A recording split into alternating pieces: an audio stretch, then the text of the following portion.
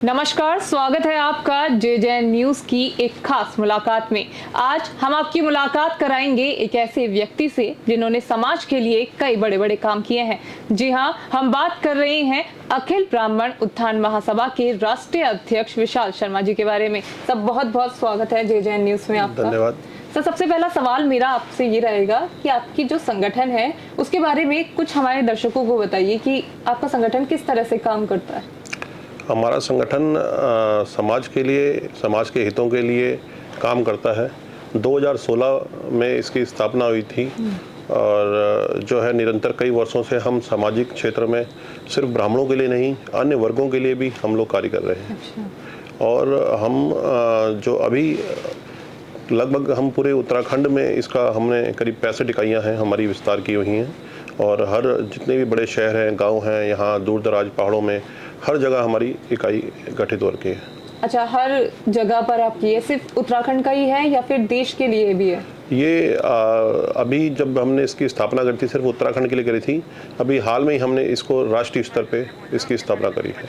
Sir, जब आपको समाज के हित के लिए कार्य करने का मन करा तो आपने समाज के लिए सबसे पहले जो कदम थे वो क्या उठाए हैं और अब तक आपने क्या क्या काम जो है वो समाज के हित में किए हैं? समाज के हित में कार्य मैं ये ब्राह्मण महासभा से पहले भी करता आया हूँ। मैं इवेंट मैनेजमेंट का मेरा काम है। मैं उसके माध्यम से 2010 से चैरिटी शो के माध्यम से जब भी देश में जहाँ भी कहीं आपदा आई, चाहे उत्तरकाशी आपदा आई, उत्तराखंड में चाहे केरला आपदा आई, हमेशा मैं खड़ा रहा और समाज हित में चैरिटी शो के माध्यम से सामाजिक क्षेत्र में मैंने हमेशा जितना भी हो सकता था मैंने इस हल्द्वानी शहर में करीब आज तक 30 से ज़्यादा मैं चैरिटी शो कर चुका हूँ। अभी हाल में 15 अगस्त को ही हम लोग चैरिटी शो करने जा रहे हैं। तो मेरा उद्देश्य हमेशा से रहा है समाज हित में कार्य करने का। तो अगर मैं आपके समाज हित के जो कार्य हैं उनके बारे में जानना चाहूँ तो किस तरह के कार्य अभी तक आपने किए हैं? देखिए, समाज हित की बात करें, जो आप सामाजिक हित की बात कर रहे हैं, गरीबों के लिए तो मैं हमेशा से कार्य करता आया हूँ। जो भी निर्धन गरीब बच्चे हैं, चाहे स्कूली किताबें हों, शिक्षा के लिए उनका हो या कपड़े हों, या बुजुर्गों के लिए हमने बहुत कार्य करा है। कोरोना काल में तो बहुत निरंतर लंबा टाइम हमने काम करा है। कईयों को राशन की हमने व्यवस्था कराई है, दवाइयों की व्यवस्था कराई है और जहाँ भी मौका मिलता है, सिर्फ ऐसा नहीं कि कहीं विशेष उद्देश्य से ही, जहाँ मौका मिलता है वो हम करते रहते हैं।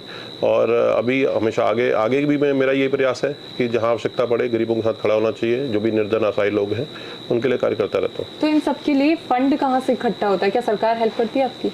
मैंने कभी सरकार से ना अपेक्षा रखी, ना सरकार से कभी मांग रखी।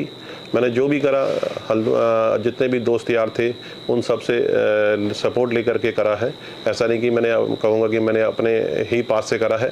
अपने पास से जितना संभव होता है उतना करते हैं। बाकी सब मित्र लोगों से लेकर के, सहयोग लेकर के हमेशा सहायता करते हैं। तो अगर संगठन की बात करें तो कितने सदस्य हैं आपके संगठन में?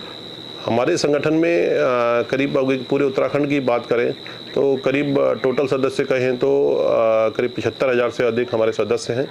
और मैं उससे बड़ा मैं आपको एक बात बताना चाहूँगा।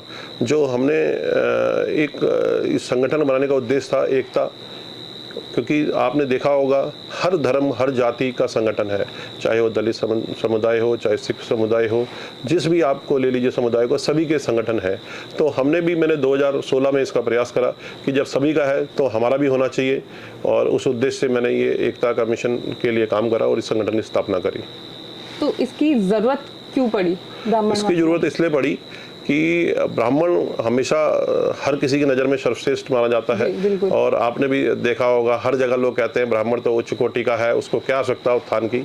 मैंने, आपको हैरानी होगी, मैंने अपने संगठन का नाम ही ब्राह्मण उत्थान महासभा रखा था जी। क्योंकि ब्राह्मण को आज उत्थान की आवश्यकता है।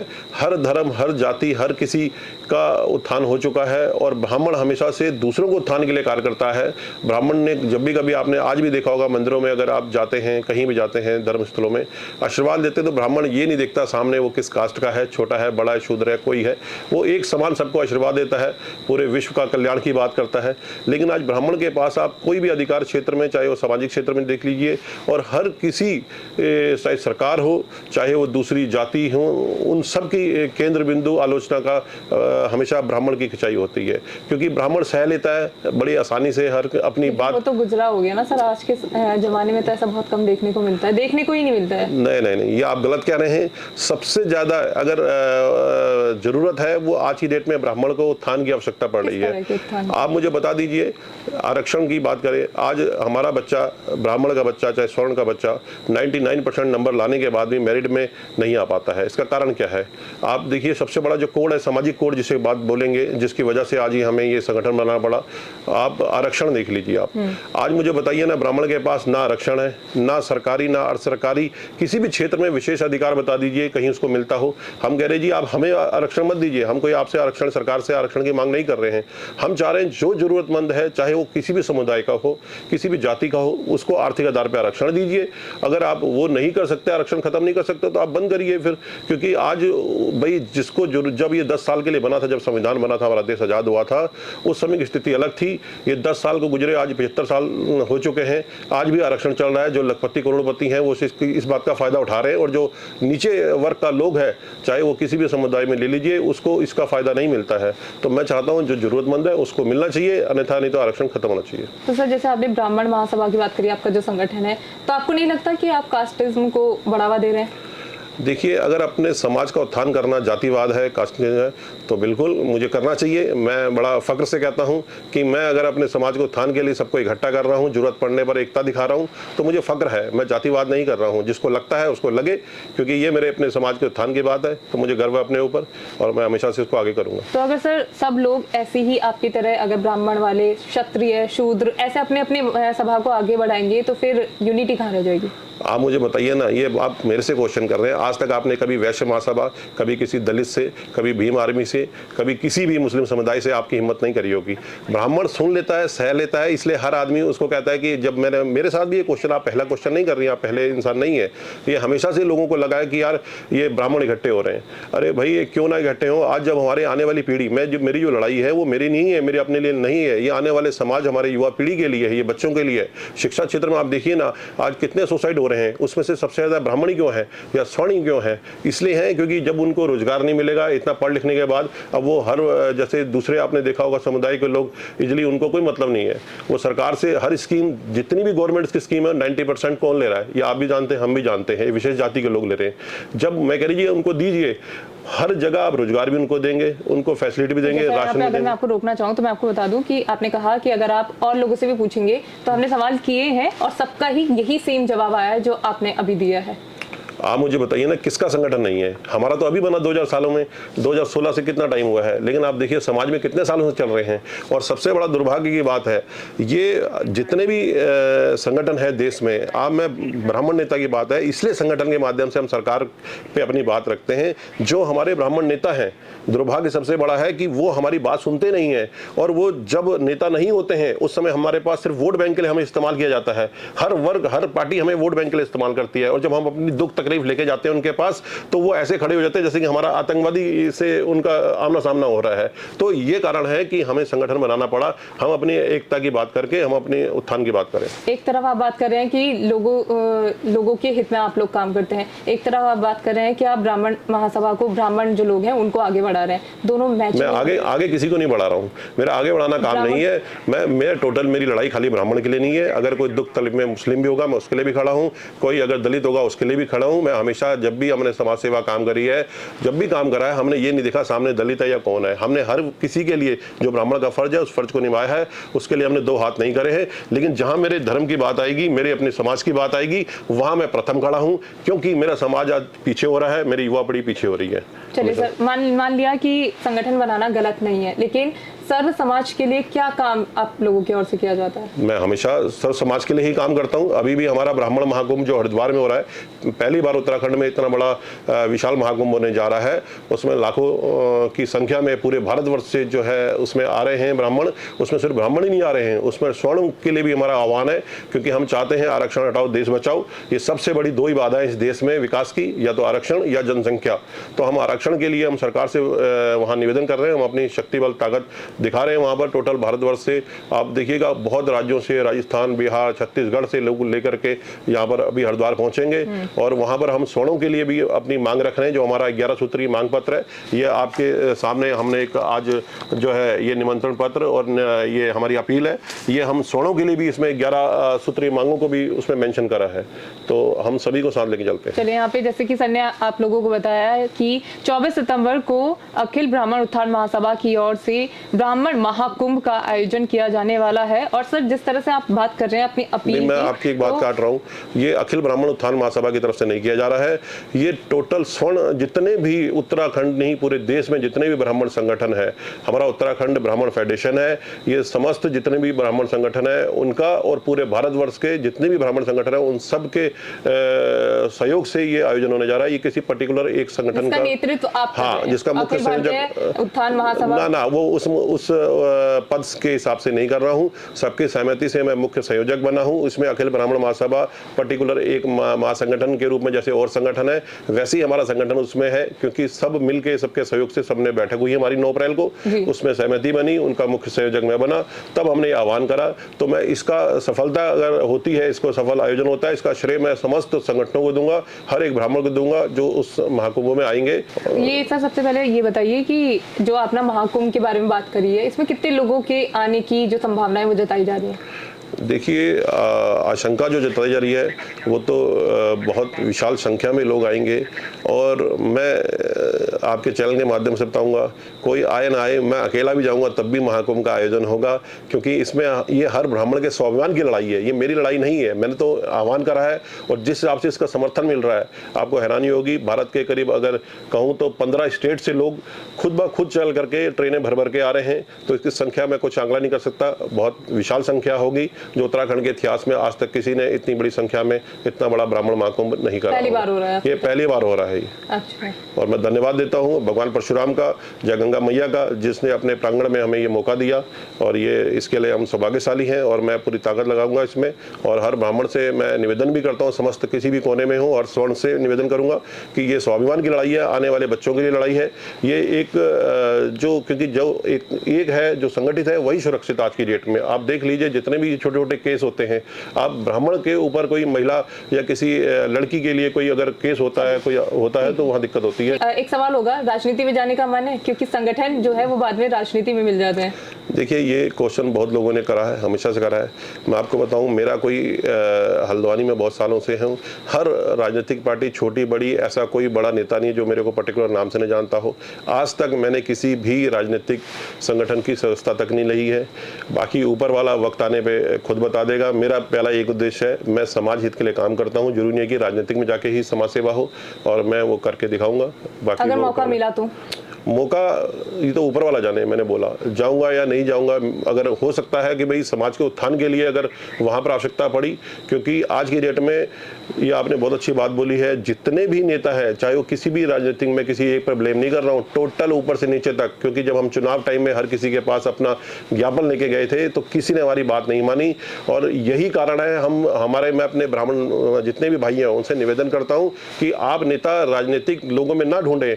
हमारा जो ब्राह्मण नेता है वो राजनीतिक क्षेत्र से हट के उसको नेता बनाएं, ताकि क्योंकि वो निस्वार्थ भाव से काम करे। क्योंकि जब राजनेता बन जाता है, आज की डेट में हमारे कुमाऊं में इतने बड़े बड़े नेता हैं ब्राह्मण नेता, जब हम उनको अपने सम्मेलन में बुलाने के जाते हैं, आपको भी पता है कैबिनेट मिनिस्टर है, विधायक है, तुरंत ऐसे हाथ खड़े करके दूर से मना कर देते हैं, हम नहीं आएंगे आपके सम्मेलन में। और वही नेता वो वैश्य महासभा, पंचायत महासभा इतना सीना चौड़ा करके उन सब की वहां पर दलित के भी अगर कोई वहां पर आयोजन होता है, बड़ा फक्र से वहां जाते हैं, तो वहां में पीड़ा होती है। हम किससे अपनी बात रखें? जब हमारे बड़े बड़े ब्राह्मण नेता अगर हमारे सम्मेलन में आने से कतराते तो हम उनको अपना नेता नहीं मानते। और जैसे किन नेताओं की आप बात कर रहे हैं? आप सभी जानते हैं, सारे, मैं ऊपर से नीचे तक एक से एक नेता की बात करूंगा, सभी नेता एक जैसे हैं।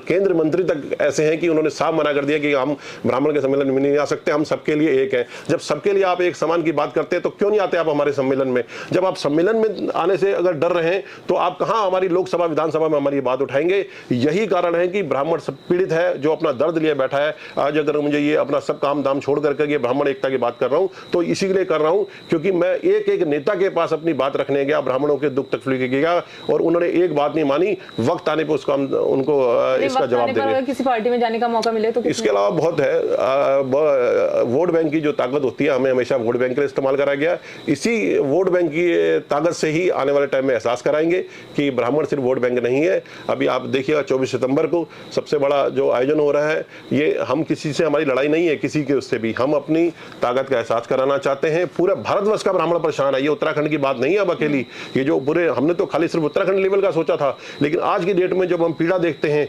अभी भोपाल में 10 लाख लोगों का जो है 4 लाख भोपाल में, और राजस्थान में जो इतना बड़ा विशाल सम्मेलन है 11 लाख ब्राह्मण आए, लेकिन वहां पर भी राजनीतिक पार्टियों ने हाईजैक करने की कोशिश करी उसको, और वहां पर भी जो है असफल करने के लिए जितनी ताकत लगा सकते थे सरकार ने, वहां के लोकल प्रशासन ने लगाई। लेकिन यहाँ पर माँ गंगा के इसमें भी अगर किसी ने विघन डाला तो माँ गंगा से कोई नहीं बच सकता, ये सभी को मालूम है, तीर्थ नगरी है। सर ये देखा जाता है कि आपके इवेंट में किस तरह से आप जो सेलिब्रिटीज आपके उसमें आते हैं उनको किस तरह से कन्विंस आप लोग करते हैं? देखिए चैरिटी इवेंट होने के बावजूद मैं बहुत सारे चैरिटी इवेंट में, मैं आपको बताऊं 2012-13 में जब उत्तरकाशी आपदा आई थी, और मैं ऊपर वाले का भी धन्यवाद देता हूं, हमेशा से कहते हैं नेक नियत रहो, नेक नियत होती है तो राह आसान होती है। मैंने यहाँ नरेंद्र सिंह नेगी उत्तराखंड के सबसे बड़े सेलिब्रिटियों में से हैं आज की डेट में, उनको मैंने एक कॉल करी थी, मैंने कहा उत्तरकाशी में आपदा आई, मैं एक मैराथन दौड़ का आयोजन करा था, मुझे याद है, तो फ्री ऑफ कॉस्ट वो आए थे, सिर्फ मैंने आना जाना दिया था। तो ऐसे बहुत बार आलमगीर खान मेरे लिए चैरिटी शो 15 अगस्त में लास्ट 3 साल पहले बुलवाए थे, बहुत सारे सेलिब्रिटियों को मैं फ्री ऑफ कॉस्ट बुला चुका हूँ। इस बार भी 15 अगस्त को चैरिटी शो करने जा रहा हूँ, वो मेरा पैशन है। मैं देश के लिए, मेरा धर्म से बड़ा, हर धर्म से बड़ा मैं हमेशा अपने देश को रखता हूँ, धर्म बाद में है, ये मैं सभी के लिए कहूँगा, क्योंकि अगर देश नहीं है तो धर्म भी नहीं है। तो मैं देश के लिए जब भी आवश्यकता पड़ती है, जो मैं कर सकता हूँ, बॉर्डर पे सैनिक जो अपना काम कर रहे हैं वो अपना काम कर रहे हैं, जो हम अपना ग्राउंड पे काम कर सकते हैं, मैं उस काम के लिए हमेशा तत्पर हाजिर रहता हूँ। अमन वर्मा की अगर मैं बात करूँ, बॉलीवुड के बहुत बड़े वो सुपरस्टार कहा जाते हैं, टीना दत्ता की मैं अगर बात करूँ, तो क्या वो भी फ्री ऑफ कॉस्ट है या किस तरह से? नहीं, जेन्युइन फीस लेते हैं। ये देखिए, वो मेरा हमेशा से जो आपने देखा होगा वो चैरिटी शो तो नहीं था, लेकिन सम्मान समारोह में मैंने हमेशा बुलाया। अभी आप बात कर रहे थे, एक बहुत अच्छा आपने पॉइंट छेड़ा, जब मैं सम्मानित करता हूं तो मैं उस समय ये नहीं देखता हूं सामने दलित है, मुस्लिम है, सिख है, मेरे लिए उस समय ब्राह्मण खास नहीं होता। जो समाज हित में काम करूंगा, निःशुल्क भाव से मैं वहां पर लोगों को सम्मानित करता हूँ, प्रोत्साहन देता हूँ उनको कि ताकि वो अच्छा काम करें, और हमें भी गर्व होता है कि हमारा बच्चा आगे जाता है या समाज में जो अच्छे एक संदेश देता है, समाज को आगे बढ़ाता है, उनको हम एक मंच पे लाके सम्मानित करते हैं। नहीं, पेमेंट का क्या हुआ कि उनको किस तरह से पेमेंट उनको देते हैं जो उनकी रीजनेबल चार्ज है। देखिए, वो उनकी रोजी रोटी हुई है। कोई भी सेलिब्रिटी है, आप साल में एक बार उनको कॉम्प्लीमेंट्री या चैरिटी शो के माध्यम से बुला सकते हो, लेकिन वो उनका बिजनेस है, वही उनका रोजगार है, जो भी रीजनेबल होता है वो उनको पे करते हैं हम। अच्छा, तो वो ठीक रहते हैं उसमें? हाँ, बिल्कुल ठीक रहते हैं, उसमें कोई हमें दिक्कत नहीं है, और वो उनका भाई काम है, जैसे आपका अपना ये मीडिया सेक्टर काम है वैसे उनका काम है, तो हमेशा से सपोर्ट भी करते हो मेरे को। और आपने देखा होगा जब भी मैंने अपने माध्यम से सेलिब्रिटी बुलाए हैं तो लगातार बुलाए, और वो खुद दौड़ दौड़ के चले आते हैं, क्योंकि मान सम्मान के लिए हर आदमी की जरूरत है। समाज के लिए एक अच्छा संदेश के रूप में बुलाता हूँ। मैंने कोई भी कभी ऐसा इवेंट नहीं करा जिससे कोई गलत संदेश जाए, हमेशा समाज हित के लिए काम करा। अभी मैंने महिला दिवस पे इतना बड़ा आयोजन करा, पूरे कुमाऊं से 50 से अधिक महिलाओं को हमने सम्मानित करा। तो मैं जो है हमेशा ब्राह्मण महासभा के बैनर तले हो या अपने इवेंट के माध्यम से समाज हित के लिए कार्य करता रहता हूँ। अच्छा, जो आपकी मीटिंग्स होती हैं, जब आप लोग मीटिंग लेते हैं तो टॉपिक्स उसके क्या क्या होते हैं कि किस किस चीज़ों में समाज के हित में ऐसे कौन कौन सी त्रुटियां मैं कहूँ कि वो है जिनको सुधार की ज़रूरत है? सबसे बड़े तो देखिए, मीटिंग का जो हमारा उद्देश्य रहता है, हम ये संदेश देते हैं अपनी मीटिंग के, ब्राह्मण महासभा की मीटिंग के माध्यम से, समाज में जो भी कुरीतियाँ हैं और उनको पहले तो आप दूर करने की कोशिश कर रहे हैं, क्योंकि ये हर ब्राह्मण की जिम्मेदारी है। वो सिर्फ ब्राह्मण की जिम्मेदारी जो ये बनती है खाली अपने लिए ना कार्य करे, वो समाज में और लोग भी, अगर कोई परेशान है, अदर कास्ट के लोग परेशान है, उनके लिए भी कार्य करे। उनको आवश्यकता अगर हमारी सहायता की तो उसके लिए भी कार्य करे, और अपने समाज को एक करने की बात करे, क्योंकि एकता में ही सुरक्षा है। हर आदमी सुरक्षित तभी है जो एक है। आज आप देख लीजिए पूरे उत्तराखंड में हमारा दुर्भाग्य देखिए, आप दलित कितने % ले लीजिए, आप औरों को देख लीजिए, सिख समाज कितने % ले लीजिए, वहां पर सरकार तुरंत खड़ी हो जाती है उनके लिए। हम 28% है, सबसे अधिक उत्तराखंड में आज हमारी संख्या है, और लेकिन अधिकार क्षेत्र में सबसे पिछले नंबर पे हमारी संख्या आती है ब्राह्मणों की। तो आप कहां पर हैं? हम आप खुद ही देख लीजिए। अगर हम कहीं हमें कुछ मिल रहा होता तो हमें ये संगठन बनाने की आवश्यकता ही कहां पड़ती। हम सिर्फ खाली इसको कह करके हमारे अभी मंदिरों में जो आप देख लीजिए कोरोना काल में इतना लंबा टाइम मंदिर बंद रहे, जितने भी पुरोहित थे हमारी मांग थी कि उनको जो है एक मासिक भत्ता दिया जाए, कुछ आर्थिक सहायता दी जाए, तो ये सरकार की जिम्मेदारी थी। सरकार मंदिरों में तो अपना कब्जा कर ले रही है, लेकिन वहाँ जो पुजारी हैं भूखे मर रहे हैं उनके लिए कोई किसी ने कुछ नहीं सोचा। तो हमारी लड़ाई वो भी है कि आने वाले टाइम में जो मंदिर जितने हैं मठ है उन पर सरकार अपना जो है जो भी सरकार का नियंत्रण है वो हटाए और उनको मासिक भत्ता दे, जैसे और राज्यों में है। उत्तराखंड में आप सबसे बड़ी बात देखिए, जो कितनी छोटी सी बात है, आप इस चीज़ को हर बच्चा जानता है, हमें भगवान परशुराम जयंती के लिए, जन्मोत्सव के लिए अवकाश मांगने के लिए जो है आंदोलन करने पड़ते हैं। तो कितना बड़ा दुर्भाग्य है उत्तराखंड के लिए। जब मठों से सरकार का नियंत्रण हटता है तो कितनी परेशानियां आती हैं? नियंत्रण हटना चाहिए, जो उसकी वहां पर समिति है, जो भी कमेटी बनी हुई है वो अपने आप उसको संचालित करेगी। जो उसके बाद फिर मनमानी जो चलती है, मनमानी तो कहीं होती नहीं है। मनमानी तो देख लीजिए सर, मथुरा आप देख लीजिए। आप ये मुझे एक बात बताइए ना, सरकार ऐसे तो आप दूसरे समुदाय के देख लीजिए ना, मैं किसी का नाम नहीं लेता हूँ, आप भी समझती हैं, वो हर जगह है। तो हमारे साथ ही अन्याय क्यों? हम अपनी बात करते हैं, मुझे दूसरों से कोई। ठीक है सर, आप आए हैं तो अभी आपकी बात करेंगे, जब वो आएंगे तब उनसे बात करेंगे। देखिए, हर समाज में हर जगह एक जैसे लोग नहीं होते हैं और इस पांचों उंगलियां बराबर नहीं होती हैं। ऐसा नहीं कहूँगा कि हमारे समाज में कोई ऐसा व्यक्ति नहीं है कि जो गलत काम नहीं करता है, लेकिन जो गलत है, चाहे वो मेरा ब्राह्मण भाई क्यों ना हो, मैं उसकी भी आलोचना करता हूँ। मेरे लिए ऐसा नहीं है कि अपना ब्राह्मण गलत है तो मैं उसकी सराहना करूँगा। समाज हित के लिए जो अच्छा काम करेगा, वो जो किसी भी धर्म का हो, वहाँ पर हम जो हमेशा जो है सराहना करते हैं उसकी, ऐसा नहीं है। महाकुंभ जो आपका होने वाला है, इसके बारे में थोड़ा सा इन्फॉर्मेशन अगर आप हमारे दर्शकों को देना चाहें। हाँ बिल्कुल, ये एक क्योंकि मैंने बताया कि महाकुंभ जो है एक स्वाभिमान की लड़ाई है, ये हर ब्राह्मण के स्वाभिमान की लड़ाई है। और मैं निवेदन करता हूँ आपके चैनल के माध्यम से कि जितने भी मेरी आवाज़ सुन रहे हैं, हर घर से एक ब्राह्मण पूरे देश भर से उस महाकुंभ में आए, क्योंकि वो किसी के बुलावे का इंतजार ना करे। महाकुंभ है, कुंभ जहाँ जहाँ होता है वहाँ सभी के लिए ओपन रहता है। बड़ा वर्ड है महाकुंभ। हाँ, महाकुंभ ये प्रथम बार हो रहा है, ये माँ गंगा ने ही शायद ये नाम चूज करा है और हर की पौड़ी के पास हो रहा है। दोनों जो भी दूर दराज से आएंगे, माँ गंगा का वहाँ आशीर्वाद भी लेंगे हर की पौड़ी पे। उसी के नियरेस्ट ये जो हमारा पंथदीप मैदान है, जहाँ पर लाखों की संख्या में ब्राह्मण आ सकते हैं, इसीलिए हमने उसके पास चूज करा है। और ये शायद मैं सभी से निवेदन करूंगा, आज नहीं, अभी नहीं तो कभी नहीं, और जागो ब्राह्मण जागो, और जो संगठित है वही सुरक्षित है। ये लड़ाई मेरी नहीं है, ये हर ब्राह्मण की है, स्वाभिमान की लड़ाई है। आप सभी का स्वागत है। जितना भी दूर दराज से पूरे भारतवर्ष से इसमें लोग आ रहे हैं, जितना हमसे हो सकता है इसमें पूरा जो है हम सहयोग करेंगे, उनका रहने खाने का पूरा व्यवस्था करेंगे। और मैं चाहूँगा इसमें सभी तन मन धन से, क्योंकि कोई भी सम्मेलन है वो बिना धन के नहीं होता। जिसकी जितनी सामर्थ्य है, ये एक महादान है, इसको आप अपना स्वैच्छिक दान के रूप में जो जितना दान कर सकता है वो इसमें दान करिए, इस महाकुंभ को सफल बनाए। चलिए आखिरी सवाल लेते हैं सर, हमारे युवाओं और हमारे समाज के लिए एक छोटा सा संदेश। युवाओं के लिए मैं हमेशा तत्पर हाजिर रहा हूँ, क्योंकि मैंने इसी हल्द्वानी से एक जब आया था तो बहुत लड़कनपन उम्र थी मेरी, और आज हल्द्वानी में हर आदमी जानता है, हमेशा से सामाजिक हित के लिए काम कर रहा हूँ। युवाओं को मैं जो एक संदेश देना चाहूँगा और जो बहुत ज़रूरी है, जो स्वीट पॉइजन के रूप में काम कर रहा है, और मैं पेरेंट्स भी जो भी मेरी आवाज़ सुन रहे हैं उनसे भी एक बात बोलना चाहूँगा।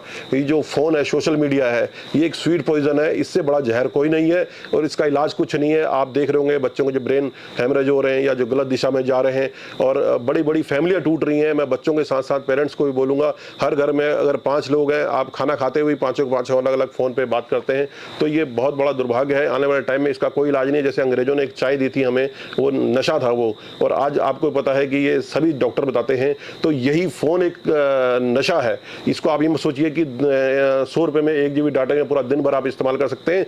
हमारा जो बच्चा जो रोजगार के लिए भागता था, जो जीके पढ़ता था, वो आज की डेट में दिन भर रील का यूज करके देख करके हमारा टाइम वेस्ट कर रहा है। टाइम वेस्ट ना करें, जितना जरूरत है, जितनी आवश्यकता है उतना ही फोन का इस्तेमाल करें, और बच्चों को भी बचाएं। बच्चों के साथ साथ पहले पेरेंट्स खुद इस बात को समझें, क्योंकि पेरेंट्स अगर समझेंगे, फोन का उतना ही यूज करें बच्चों के सामने, अगर आप दूसरे को तभी डांट सकते हैं जब आप सही हैं। मतलब तो पहले पेरेंट्स को जागरूक होना पड़ेगा। इसके लिए भी हम अभी अगस्त में एक हल्द्वानी में जो पहली बार वर्कशॉप लगाने जा रहा हूं मैं, इसके लिए भी हमारा एक जो ट्रस्ट है उसके माध्यम से हम बच्चों के लिए भी और पेरेंट्स के लिए भी एक वर्कशॉप लगा रहा हूं, तो मैं जितना सामाजिक काम के लिए, जो मुझे लगता है कि नशा से बड़ा जो ये वाला नशा है, फोन का नशा, क्योंकि पुलिस प्रशासन शासन नशे के लिए तो काम करती है, ये नशे की कोई ये दिख नहीं रहा नशा, लेकिन इसका इतना बड़ा साइड इफेक्ट है जो आने वाली युवा पीढ़ी खत्म हो रही है। तो पहले मैं ये फोन का जो सोशल मीडिया का जो जमाना है, इससे बच्चे दूर रहें तो ज्यादा बढ़िया, जितनी जरूरत है उतना इसको यूज करें। तो देखा आपने, आज हमने आपकी मुलाकात कराई अखिल ब्राह्मण उत्थान महासभा के राष्ट्रीय अध्यक्ष विशाल शर्मा जी से। उनसे उनके संगठन के बारे में कुछ सवाल हमने किए और समाज हित में इनका जो संगठन है वो किस तरह से काम करता है इसके बारे में भी हमने जानकारी ली। तो उम्मीद करते हैं हमारी खास मुलाकात आपको बेहद पसंद आई होगी। तो अगर आपको हमारी वीडियो पसंद आई तो इसे लाइक करें, शेयर करें और सब्सक्राइब करना हमारे चैनल को ना भूलें। फिर मुलाकात होगी, तब तक के लिए आप बने रहिए JJN न्यूज के साथ। नमस्कार।